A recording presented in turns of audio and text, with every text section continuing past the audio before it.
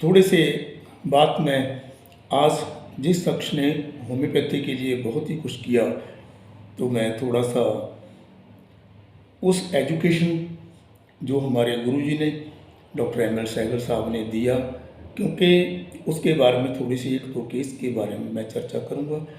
तो क्योंकि असल श्रद्धांजलि एक मनुष्य को वही हो सकती है जो उन्होंने काम किया, जो उन्होंने शिक्षा दी, हम उसी के बारे में जो एक चर्चा कर सकें। वो हमारा सिस्टम था, हमारा पूर्व कर्म है कि हमने पेशेंट को ठीक कैसे करना है। डॉक्टर सहगल साहब ने हमें बताया, तो डॉक्टर अरुण जी ने बहुत ही अच्छे तरीके से हमें बता दिया, और डॉक्टर भूपिंदर जी ने भी कमाल कर दिया कि एक बात जैसी आंख होनी चाहिए। बहुत देर की बात है, एक मैगज़ीन मैं कभी देखता था, सिने दर्पण, उसमें लिखा होता था, एक पिक्चर आती थी छोटी सी जिसमें आंखें ही छपी होती थी। उसमें लिखा होता था कि ये आंखें किसकी हैं। वो आंखें किसकी हैं, उसकी पूरी बॉडी को कवर अप किया होता था। वो आंखों के देख कर के हमें पहचानना था कि ये आंखें किसकी हैं, कौन हो सकता है। ऐसे ही हमें जो विज़न हमारे गुरुजी ने हमें एम एल सहगल साहब ने दिया कि कैसे मरीज़ को पहचानना है, आपकी जो पूरी सोच है तो उसके ऊपर टिकी होनी चाहिए, कीन ऑब्जर्वर होना चाहिए। वो सब्जेक्टिवली ऑब्जेक्टिवली क्या कर रहा है, उसकी वो कहना क्या चाहता है, वो जो कहना चाहता है उसका असल मकसद है क्या, उसका भाव क्या है। भाषा को छोड़ के उसके भाव को पकड़ेंगे हम। इसी संदर्भ में मैं आपसे कुछ बात करनी चाहूँगा कि सिने दर्पण में जो था, तो उसका मतलब यही था कि आपने उसकी आँखों को देख कर के ही पहचान लेना है कि ये मनुष्य कौन सा है। ऐसे ही इस सिस्टम में जिसमें हम माइंड के ऊपर, टोटली मेंटल स्टेटस के ऊपर, टोटली मनोदशा के ऊपर काम करते हैं, तो हमें भी एक ऐसी बाज जैसी आँख डेवलप करनी होगी कि वास्तव में उसमें क्या है जिससे मरीज़ पीड़ित है और जिसको हमने ठीक करना है। इसके लिए हमें हमेशा अपने आप को इतना डेवलप कर लेना है कि हम उस अवस्था तक पहुंच सकें, ताकि हम मरीज़ में होने वाली हर प्रक्रिया को भली भांति समझ सकें। तो मैं इसी को जो मैंने थोड़ा बहुत समझा, उसके लिए मैं एक आध केस दो चार आपके साथ शेयर करूंगा। वैसे समय बहुत हो चुका है, थोड़ा सा समय लूँगा, ज़्यादा नहीं। अगर समय की इजाज़त हो तो मैं बताऊंगा, नहीं तो ट्रिब्यूट तो जो बातों के साथ हमने करना था डॉक्टर महांती के लिए वो हो चुका। बट थोड़ा सा इस केसेस के बारे में शेयर करने का मकसद भी यही रहेगा कि हम उन जो परमात्माएँ हैं उनका दिया हुआ कार्य को हम शेयर करें। तो समय कोई पाबंदी तो नहीं है, जो एडमिन है मैं उनसे बात करनी चाहता हूँ। हाँ, तो हाँ हाँ जी जी जी जी जी जी जी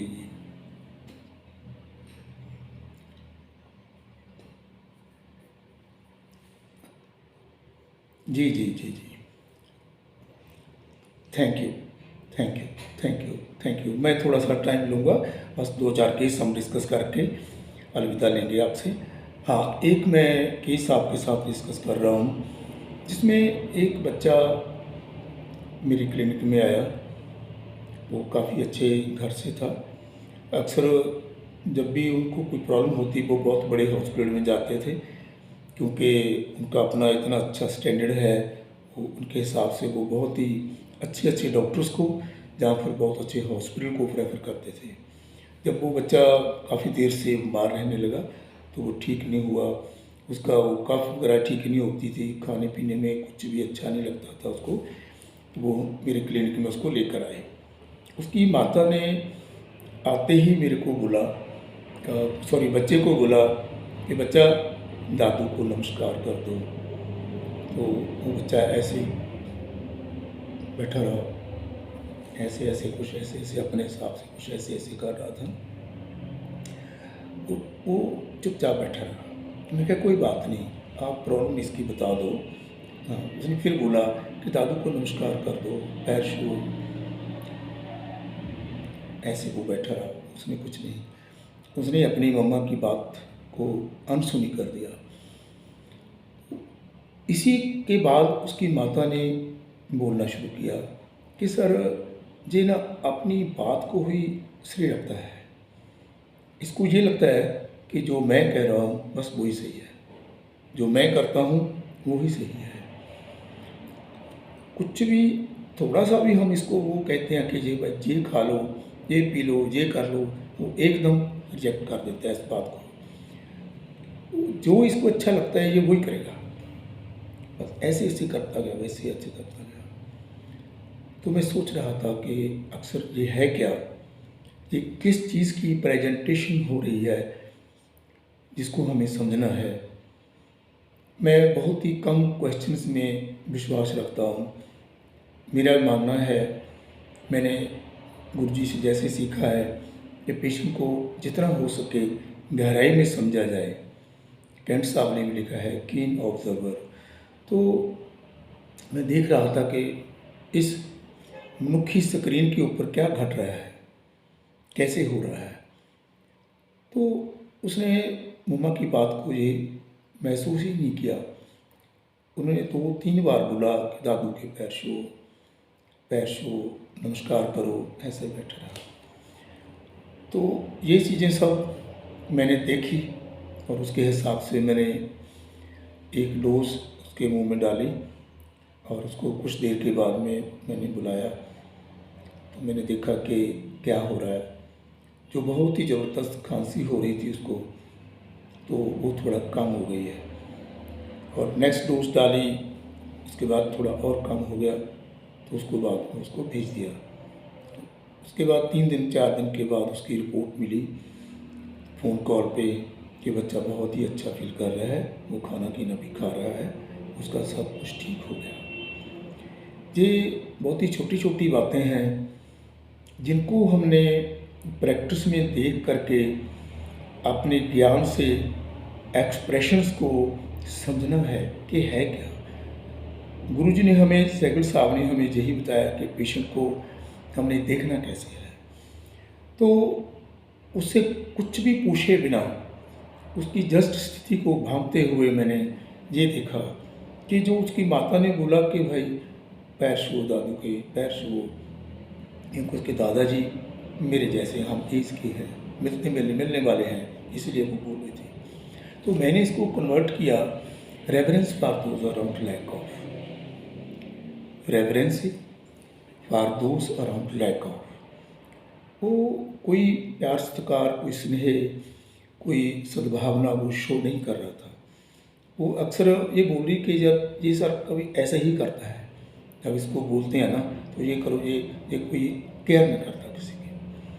पॉजिटिवनेस लिया मैंने नेक्स्ट, वो अपनी बात को ही सिरे लगता है, उसको ये लगता है कि मैं ही जो करता हूँ बस वही ठीक है, मैं ही सही हूँ।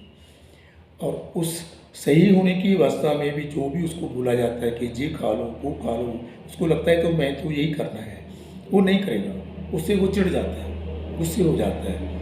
एंगर कॉन्ट्राडिक्शन मैंने जो लिया, कॉन्ट्राडिक्शन क्या है, जो कॉन्ट्राडिक्टरी है पेशेंट के लिए। पेशेंट नहीं चाहता कि मेरे को आप ये चीज़ के लिए मजबूर करो, वो उसको कॉन्ट्राडिक्शन फील हो रही है। जो उसकी भावना है, उसकी भावना के अगेंस्ट जो बात है वो उसका कॉन्ट्राडिक्शन है, उसके वो चिढ़ता है। Anger contradiction from and explain in children, ऐसे ऐसे ऐसे ऐसे ऐसे कुछ कर रहा है, ऐसे कुछ कर रहा है। तो मैंने उनको ब्रैटन वाल दिया था। ब्रैटन वाल ने कमाल कर दिया कि कैसे उस पेशेंट को एकदम इतना अच्छे से ठीक किया कि उसको सेकंड डोज की अभी तक रेपिटेशन की ज़रूरत नहीं है। और जो एक्यूट कंडीशन में हमारे पास आया था पेशेंट, उसका खाना पीना और खांसी वगैरह करना और नींद आनी, वो सारे जनरल पैरामीटर उसके ठीक हो गए। मैंने पहले भी काफ़ी बार जिक्र किया है जब हम पढ़ते हैं इकट्ठे बैठ के कि जनरल पैरामीटर्स के ऊपर हमें ध्यान रखना है। खांसी बेशक भी ठीक ना हो, कोई बात नहीं, वो 1 दिन 2 दिन 3 दिन में ठीक हो जाए, भले ही टेम्परेचर कम ठीक हो, बट उसका जो एनर्जी लेवल है वो बढ़ जाना चाहिए। उसकी भूख, उसकी प्यास, उसकी नींद, ये सब चीज़ें जो वाइटल्स हैं वो रिस्टोर होनी चाहिए, उसका वेलबींग बढ़ जाना चाहिए। तो ऐसे ही एक और केस मैं आपसे शेयर करना चाहूँगा। तो बड़ी छोटी छोटी बातें हैं जो हमने अपने इस रेवोल्यूशनराइज होम्योपैथिक सिस्टम में सीखी हैं। डॉक्टर एम एल सहगल साहब ने जो रेवोल्यूशन लाया, ये चीज़ें हम इग्नोर कर जाते थे। इन चीज़ों को हम कभी इनको कंसिडर नहीं करते थे कि इनको नज़रअंदाज कर जाते थे। आज हमें पता चला है कि इनकी कितनी बड़ी इम्पोर्टेंस है, ये कितने हीरे जवाहरात हैं, इनकी बड़ी कीमत है पेशेंट को ठीक करने के लिए, जिनको हम ऐसे ही एजाई गवा देते थे। कभी सोचे नहीं था कि ये भी कोई बात होगी। तो ये हमारे डॉक्टर एम एल सहगल साहब की कृपा हुई, तो उन्होंने जो हमारा पूरा खजाना खान ये थी जिनमें हीरे जवाहरात भरे हुए थे, वो हमारे सामने प्रस्तुत करके हमें नवाज दिया कि हम आज एक अच्छा काम करने की प्रयास कर रहे हैं। तो एक पेशेंट मेरे पास आया, वो काफ़ी डिप्रेशन में था, लड़की थी, अप्रॉक्सीमेट 38 की ईयर्स के करीब थी वो।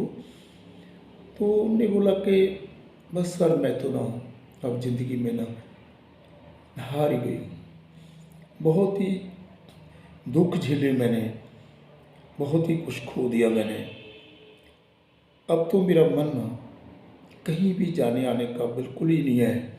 बस मेरे को इतनी घबराहट ही रहती है, मैं तो बाहर कभी जाती ही नहीं, बस घर में बैठी रही हूँ और यहीं थोड़ी शांति मिलती है और कुछ नहीं है। बस यही मेरे मन की अवस्था है। बहुत साल पहले मैंने बहुत ट्रीटमेंट लिया एलोपैथी का, उन्होंने मेरे को ट्रैंक्विलाइज़र दिए, नींद लाने की गोलियां दी और जो जो भी सिम्प्टोमेट्रिक ट्रीटमेंट मेरा किया, पर मेरे हालातों ने मेरे को मजबूर कर दिया, मेरे को कुछ भी फ़र्क नहीं पड़ा। मेरे को तो कुछ आपके बारे में पता चला था कि होम्योपैथी में आप उनके साथ बात कीजिए, वो कुछ ट्रीटमेंट आपको देंगे, शायद आप ठीक हो जाओ। तो मेरे सिस्टर की कोई फ्रेंड आपके पास आई थी, उसने मेरे को भेजा, वो ठीक हो गई थी, वो एलोपैथी की बहुत सी मेडिसिन ले रही थी। ठीक है, कोई बात नहीं, अब बताइए। सर बस यही है, बहुत घबराहट, इतना मेरा मन बेचैन होता रहता है, घबराहट होती रहती है, मेरे को ये भी समझ नहीं आती कि ये मेरा है क्या, कि वो जो डर है या क्या है, बस ऐसे ही मन ना कुछ घबराहट घबराहट से ही में रहता है। बस मैं बाहर नहीं जाती, बस मेरे को मेरा घर ही सवाल लगता है, बस मैं तो वहीं पे रहती हूँ, वहीं पे मेरा मन ठीक थोड़ा सा ठीक रहता है, मैं कभी नहीं जाती, बस अदरवाइज और कुछ नहीं है। बस इतनी कमज़ोरी, इतना कुछ है, अब कुछ भी करने का मन नहीं है, बस मन तो दुनिया से टूट ही चुका है। बस यही थी। मैंने उनकी बात को सुना, समझा, समझने की कोशिश की, उसी के हिसाब से मैंने उनको एक मेडिसिन दी। जो उस दिन वो आई थी वो काफ़ी एक्यूट अवस्था में थी, उसका जो काफ़ी जो शरीर में गिरावट बहुत ज़्यादा थी, तो मोराल काफ़ी नीचे आया हुआ था और जनरल पैरामीटर्स बिल्कुल लो, चेहरे की ग्लो बिल्कुल ख़त्म थी और खाना पीना भी, भूख वगैरह ना लगनी। जनरली जब भी कोई बीमार होता है ये सारे पैरामीटर प्रभावित होते हैं, जैसे भूख ना लगना, नींद ना आना, लैट्रिन बाथरूम कम जाना और वेलबींग महसूस ना होना, एनर्जी लेवल कम हो जाना, हर बीमारी यही सिम्टम पैदा करती है। इसके उल्ट होते हैं वो मेंटल केसेस में होते हैं, जैसे रेस्टलेस हो गया, भागता फिरता आदमी इधर उधर जाता है, वो ज़्यादातर वो साइकिक केसेस में या मेंटल डिसऑर्डर में होता है। अदरवाइज जनरल इलनेस में यही 2-4 बातें होती हैं जिनको हमने देखना है। तो मैंने एक डोज उनको दिया कि बस ठीक है बढ़िया, हम वेट करते हैं बेटा, आप 10-15 मिनट बाहर बैठिए। तो वेटिंग हॉल में बैठने के लिए दिया, तो 15-20 मिनट के बाद में मैंने फिर वो डोज डालने के लिए बुलाया। तो वो लोग सर जो ना मेरे को थोड़ी घबराहट कम हो गई है अभी 20 मिनट के बाद। नेक्स्ट 20 मिनट्स के बाद में तो मैंने फिर देखा उसको, फिर उन्होंने बोला कि सर मैं अब अच्छा फील कर रही हूँ।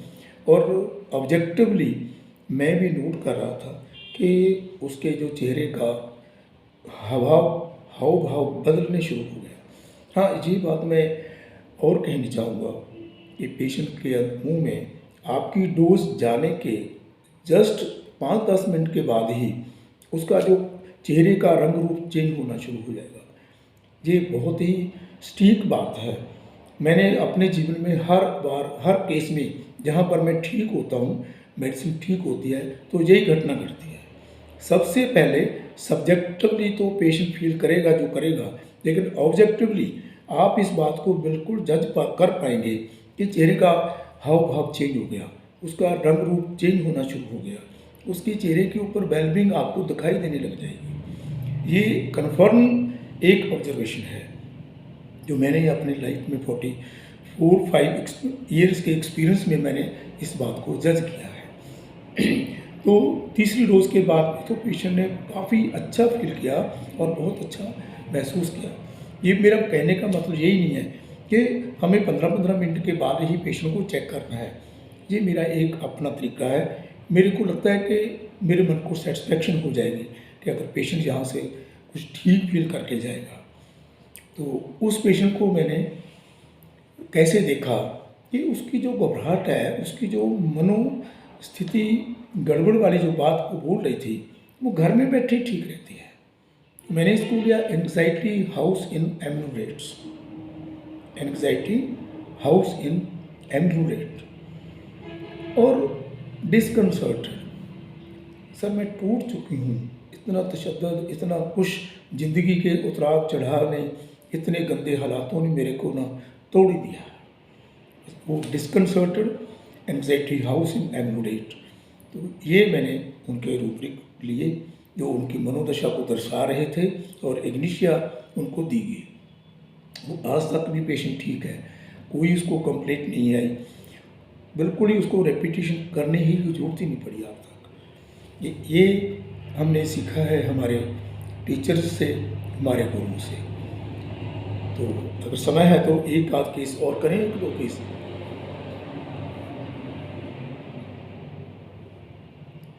ओके, तो छोटे छोटे केस में छोटी छोटी बातें आपके साथ शेयर करूँगा। ये कोई बहुत बड़ी बातें नहीं है, ये वो सिंपल बातें हैं जो अक्सर ये छोटी छोटी घटनाएं हमारे सामने घटती हैं, हम उसको ऑब्जर्व करने से चूक जाते हैं। ये बातें शेयर करने का मतलब ये नहीं है कि आपको पता नहीं है, आपको सब पता है, सब लोग जानकार हो, सब सीनियर्स होम्योपैथ हैं यहाँ पर, अच्छे से समझते हैं। बट जो लोग इस सिस्टम में नए हैं, उनके लिए एक थोड़ा सा वो हम एक क्लिप्स ये दिखाते हैं, ताकि ऐसा ऐसा करने से ये घटनाएं होती हैं, ऐसे ऐसे रिजल्ट संभव हैं इस सिस्टम में। मेरे कहने का मतलब यही है, मैं अपना एक्सपीरियंस बता रहा हूँ, ना कि मैं टीच कर रहा हूँ, क्योंकि वो एक्सपीरियंस बताने से अगर आप इन बातों को कभी भी अपनी प्रैक्टिकल लाइफ में यूज़ करोगे तो ये अचूक है, ये कभी फेल हो ही नहीं सकती। अगर आपने ऐसे ढंग से पेशेंट को देख लिया तो कभी भी फेलियर का सामना आपको नहीं करना पड़ेगा। तो एक छोटा सा केस और, ये पेशेंट मेरे पास आया सॉरी, तो सर बोला कि मेरे को तो ना सर बहुत ना जुकाम ने तंग कर लिया है, इतना जो गला खराब, जुकाम, नज़ला हो रहा है ना, बहुत ही सालों से मेरे को ना ऐसी प्रॉब्लम आ रही है, कम से कम 10 साल हो रहे हैं। और बस सर उसमें समय तो ना इतना शरीर ना बिल्कुल ही बस बेकार सा, क्या ना इतना सुस्त हो जाता हूँ ना, मैं इतना सुस्त हो जाता हूँ, बस मेरे को ये लगता है कि मैं आराम से लेटा रहूँ, मैं आराम करूँ, बस आराम करूँ और मेरे को कोई ना तंग ना करे, बुलाए ना। ठीक है, यही उसका एक एक्सप्रेशन था। और मैंने बार बार उसको समझने की कोशिश की कि ये है क्या, पेशेंट क्या कहना चाहता है। मैं फिर से वही बात रिपीट करता हूँ, वो बात जो पेशेंट को डिस्टर्ब कर रही है वो हमने देखना है। जिस बात से पेशेंट तकलीफ में है वो कंप्लेंट जो पेशेंट को तंग कर रही है वो उसको कैसे महसूस करता है, हमने यही देखना है। तो उसमें मैंने ये देखा कि ये जो पेशेंट ने बोला, तो ये 3-4 बातें उसने बोली और मेडिसिन दी गई उसको। वही 10-15 मिनट के बाद में जब हम देखते हैं तो पेशेंट का एटीट्यूड पूरा चेंज हो जाता है, उसका एक्सप्रेशंस बदल जाते हैं। वो 15-20 मिनट के बाद में जब 2-3 डोज डाली, उसके डालने के बाद पेशेंट ने बोला कि सर मेरा ना जो सिर का भारीपन है ना, वो जो इतना मेरा शरीर सुस्त सी हो पड़ा, उसमें मेरे को राहत फील हो रही है, हमारा काम हो गया।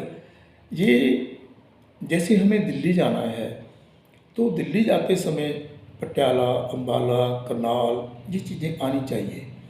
अगर हमने जाना शुरू कर दिया, यात्रा शुरू कर दी, लेकिन वो मलेरकोटला और लुधियाना साइड हम जा रहे हैं ना, इसमें जो हमारी डायरेक्शन है ना वो गलत है। हमें वहीं से मोड़ होना चाहिए, वहीं से हमें टर्न कर लेना चाहिए कि हम गलत जा रहे हैं। ये डायरेक्शन हमें कैसे पता चलेगी? पेशेंट का जो हाव भाव है वो आपको बता देगा कि हम सही डायरेक्शन में जा रहे हैं। उसका नज़ला जुकाम जो भी उसकी कंप्लेंट्स है वो 10-15 मिनट में ठीक होने वाली नहीं है, बट पेशेंट का कंफर्ट जो है, पेशेंट की जो फीलिंग है वो भली भांति आपको महसूस हो जाएगी। कई बार पेशेंट को देर में फील होता है, लेकिन उसका चेहरा आपको इमीडिएट बता देगा कि पेशेंट ठीक हो रहा है। तो ऐसे ही 15-20 मिनट के बाद में जब मैंने फील किया कि ये पेशेंट ठीक हो रहा है, तो पेशेंट की अपनी भाषा भी यही थी कि सर वो सिर का भारीपन ना, जो थोड़ा सुस्ती मेरे को फील हो रही थी ना, अब वो ठीक हो रही है। अब मेरा उतना रेस्ट के लिए भी कम मन कर रहा है, थोड़ा एनर्जी सी आ गई है बॉडी में, बस यही बात है। और पेशेंट ने क्या बोला था, आपको याद ही है कि सर मैं बहुत सुस्त हो जाता हूँ, जब मेरे को जो नज़ला जुकाम हो जाता ना, तो मैं तो एकदम बस इतना कुछ पता ही नहीं चलता, बस मैं तो एकदम इतना सुस्त हो जाता हूँ, बस लगता है कि आराम करता रहूँ और कोई बुलाए नहीं। ये एक ही भाषा उसने बताई थी। मैंने उसके रूब्रिक्स बनाए, उसका जो एक्सप्रेशन था उनको रूब्रिक्स में कन्वर्ट करने की कोशिश की। वो है डलनेस कोराइजा ड्यूरिंग। सिंपली भाषा, वो उसका भाव क्या है, बस वो यही कहना चाहता है ना, उस नज़ला जुकाम से उसको दिक्कत क्या हो रही है, उसको क्या दिक्कत हो रही है, उसको सुस्ती हो रही है, वो काम करने को मन नहीं है, उसका आराम करने का मन है, उसको कोई तंग ना करे, कोई डिस्टर्ब ना करे, यही बात है। तो dullness coryza during rest desire for disturb hours to B.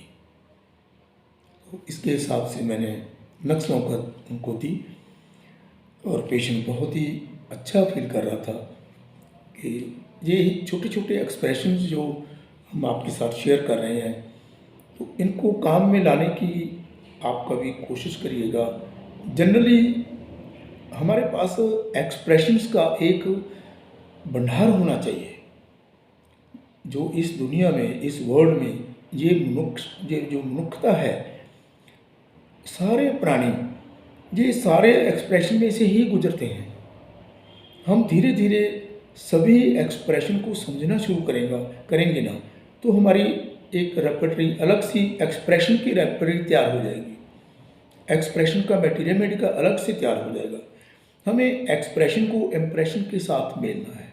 Impression हमारा मटेरियल मेडिका है, हमारी रेपर्टरी है, जिसमें हमें रूब्रिक्स बनाए हुए हैं, जो रॉ मटेरियल पेशेंट से मिलता है हमने उसके अंदर डालना है, वो हमारा रूब्रिक आ जाएगा हमारे पास। तो यही बात है जो हमने समझनी है। तो एक नेक्स्ट केस और मैं बहुत जल्दी मैं करूँगा, 1-2 केस। तो एक और पेशेंट मेरे पास आया, उसने आते ही बोला कि सर बहुत दिन हो गए ना, मेरी इतनी तकलीफ़ हो रही है, मैं बुटीक का काम करती हूँ, वो कपड़े वगैरह सिलने का, तो मेरा तो काम ही छूट गया, मेरे तो काम होता ही नहीं, अब तो मन ही नहीं करता कि मैं काम करूँ।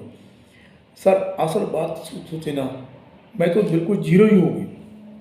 उन्हें 3-4 बार बोला, मैं तो जीरो ही हो गई हूँ, बस काम तो मैं कर ही नहीं पाती, बस काम पड़ा रहता है, मैं देखती रहती हूँ, मैं तो काम मेरे से होता ही नहीं है। बस सर आप मेरे को ना जल्दी ठीक कर दीजिए मेरे को प्लीज़, मेरा काम सफ़र हो रहा है। तो बस यही उसका एक्सप्रेशन था। उसको कभी पूछने की ज़रूरत ही नहीं है कि आपको ठंड लगती है, आपको गर्मी लगती है, आपको कितने बजे होता है, आपको रात को होता है, आपको दिन को होता है, आपको राइट साइड में प्रॉब्लम है, लेफ्ट में प्रॉब्लम है, कुछ भी करने की ज़रूरत नहीं है। इन सब चीज़ों को माइंड बता रहा है कि अंदर हो क्या रहा है। तो वही मन की अवस्था को हमने समझने की कोशिश की। तो इस पेशेंट को भी वैसे ही जैसे मैं रूटीन में करता हूँ, तो मेडिसिन दी। मेडिसिन देने के बाद में बिठाया, 15-20 मिनट के बाद में फिर से पूछा, और बोला कि सिर दर्द कम हो रहा है। वो एक्सप्रेशन चेंज हो रहा था उसका। तो सर लगता है कि मैं ठीक हो जाऊँगी, बस मेरे को ठीक कर दो सर, प्लीज़ मेरे को ठीक कर दो आप। तो 20-25 मिनट, 30-35 मिनट में पेशेंट 80% के करीब ठीक होकर चला गया। और तीसरे चौथे दिन तो वो पेशेंट कंप्लीट ठीक हो गया। तो उसको कम से कम 20-25 दिन से प्रॉब्लम चल रही थी। उन्होंने होम्योपैथी की मेडिसिन बहुत ली, कोई मेरे को ये पता नहीं है, कोई रैक बैग के भी वो आते हैं, वो बाज़ार से मिल जाते हैं, ऐसे देख करके उन्होंने वो भी यूज़ किए, एलोपैथी भी ली, आयुर्वेद की भी ली, बट उनको कोई रिजल्ट नहीं मिला था। तो मैंने इस सब चीज़ को कैसे समझा।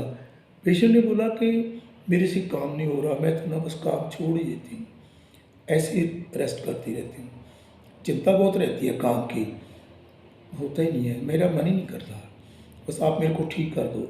मैं तो बिल्कुल जीरो ही हो गई हूँ, बहुत तकलीफ रहती है। बिजनेस नेगलेक्ट सीज, जो बिजनेस क्या होता है, वर्क और बिजनेस में फ़र्क है। बिजनेस में जो हमें जिसमें हमें फ़ायदा होता है, हम कुछ करते हैं, उसके अगेंस्ट में हमें कुछ लाभ होता है। जैसे वो ब्यूटिक्स का काम कर रही थी, वो उसका बिजनेस था, तो उसको उसने एक तरफ कर रखा था, वो निगलेक्ट कर रही थी अपने काम को।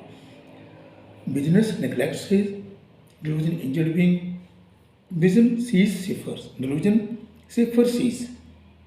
बस लगता है कि बस अब जीरो हूँ, मैं तो जीरो ही हो गई हूँ।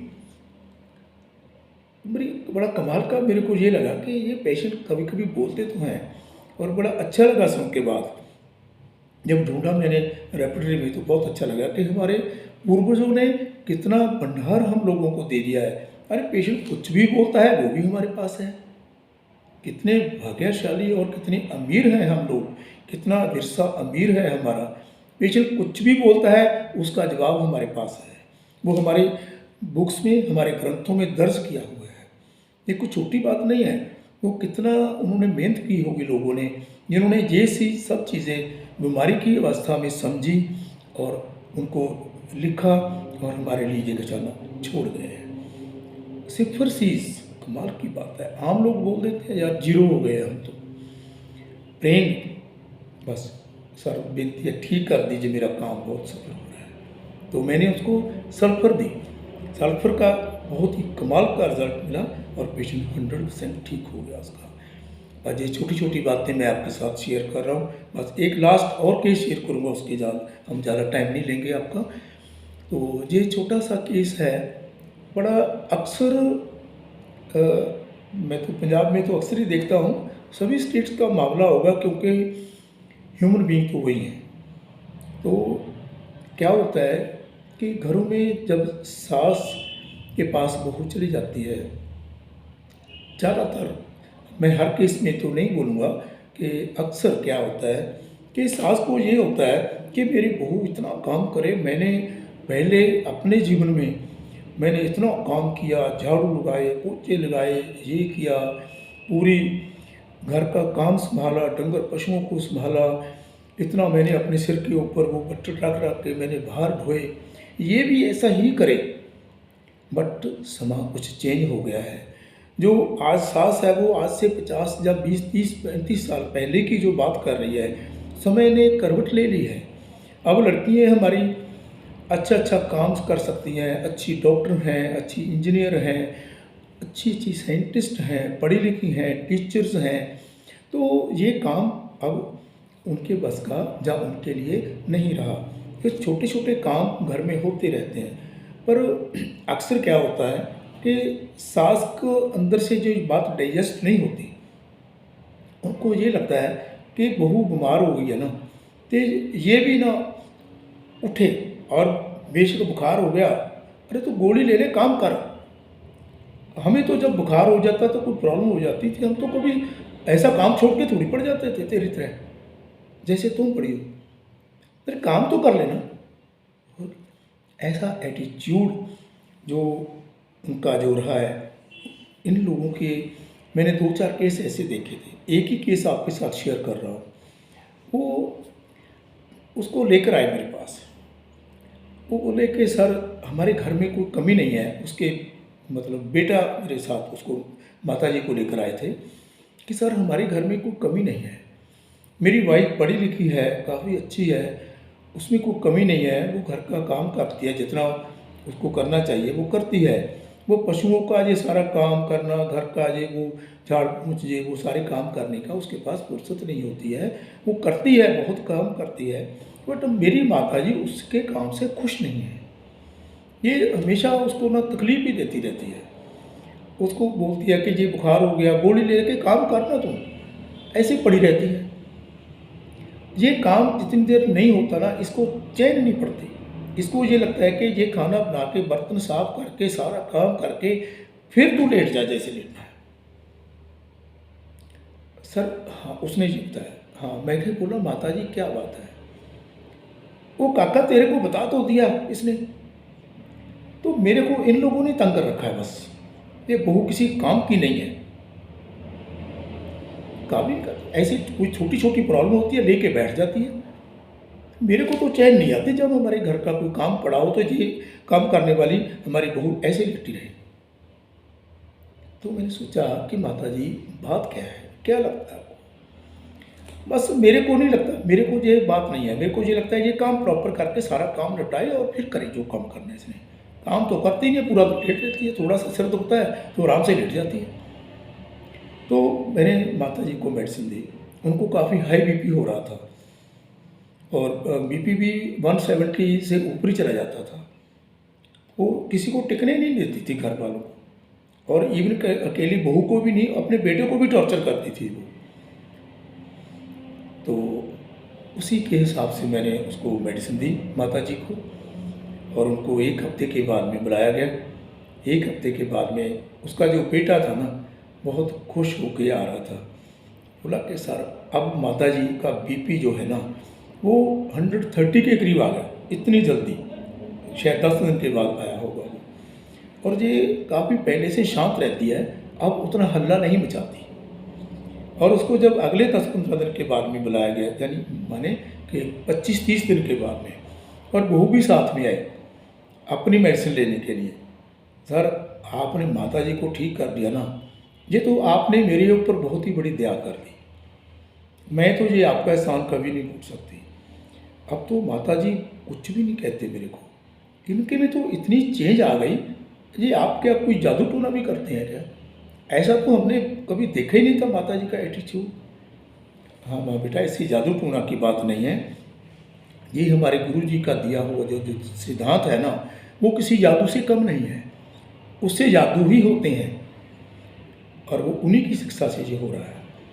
तो मैंने उस पेशेंट का वो कैसे देखा था, indifference sufferings to of others to, indifference suffering of others to, दूसरे की तकलीफ के बारे में कोई परवाह ही नहीं करनी।